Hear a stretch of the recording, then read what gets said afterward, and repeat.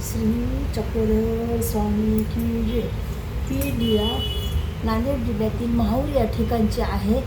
जेव्हा दत्तात्रय स्वामी दत्तात्रय तिथं सिंहाचं वाघाची गर्जना याच्यामध्ये जंगलात करत होते, तेव्हा भक्तजन घाबरून पळून जाऊ लागले.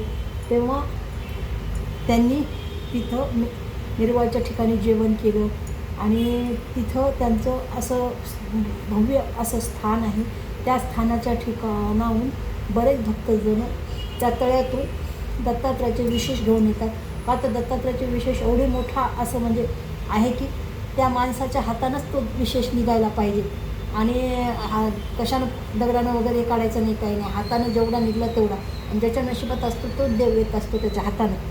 आणि ते असं विशेष आहे की त्याचं दत्तात्रयाचं रूप साधं आहे आणि त्या विशेषापासून आपल्याला माहूरच्या ठिकाणून आपण विशेष आणतो ना, त्याचं आपल्याला त्या दत्तात्रयाचं रूप आपण मूर्तीमधूनही बनवून घेतलं असतं, पण ते का आपल्याला बनवता येत नाही. आणि दत्तात्रय महाराज इतके साधे आणि सिंपल असल्यामुळं त्या ठिकाणी जेव्हा ते दत्तात्रयाचे विशेष फोडू लागले त्यावेळेस काय झालं असं की त्या ठिकाणी जेव्हा फोडू लागले तेव्हा हातोडीनं तर ठिंग्या निघू लागल्या, जाळ होऊ लागला आणि हे होऊ लागलं, फोडताच येणं गेलं.